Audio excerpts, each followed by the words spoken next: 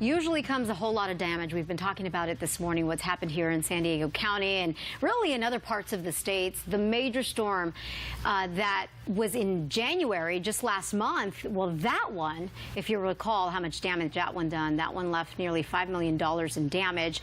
There is so much to talk about in terms of people getting help, people perhaps who need the help the most when they're a victim of, natural disasters. So this morning we are chatting with Assemblyman Gloria, who is here because, Todd, you've introduced a bill recently that would protect a certain group of people during states of emergency. Nice to see you here this morning. Well, thank you for having me. Yeah, and it's nice that you made it back safely, might I say. We were just talking about that. You were up in Sacramento, obviously. Yeah, got back yesterday. Was a little concerned I couldn't make it in because, the weather has real impacts on people. Yeah. And in my case, it might have been a canceled flight. In the case of the people we're talking about with my bill, AB 607, the disaster resilience bill, we're talking about people who are really on the margins of the economic society. If disaster hurts really everybody, but I think for someone like maybe you or I, if a disaster struck, there's family you can go to, you can maybe get a hotel room or what have you. In this particular case, we're talking about the folks who are the poorest of the poor, people who could be existing on benefits already in terms of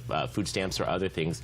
And in a disaster circumstance, what we found out is that many of them lose their eligibility, particularly if they're relocated out of their community, or if they become eligible because of the disaster, they have difficulty qualifying. The long and the short of it is we shouldn't have people who are going hungry and without assistance just because of a disaster. That's actually when we should be stepping this up. And this particular bill was brought to me by the San Diego Food Bank. These are folks who have seen this problem up close and personal. And so this is a San Diego problem that we're trying to offer a solution. That's exactly why I'm in the legislature.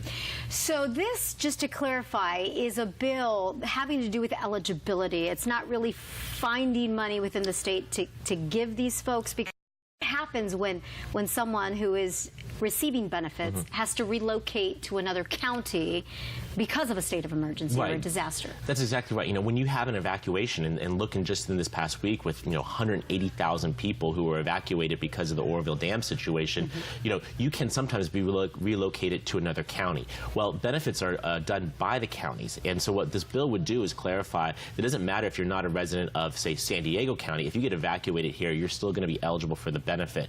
And so this is an eligibility bill. Some would argue that maybe it does have a cost impact if people who previously were not eligible now are, and therefore need to draw the benefit, and that has a cost associated.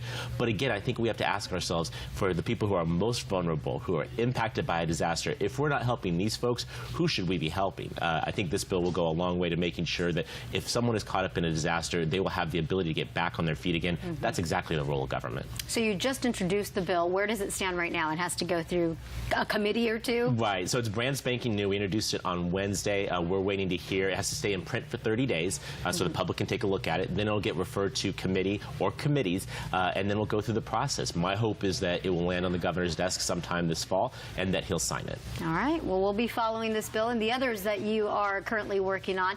Nice to see you this morning. Great to see you. Assemblymember Gloria made it back safe and sound. Happy to be here. All right.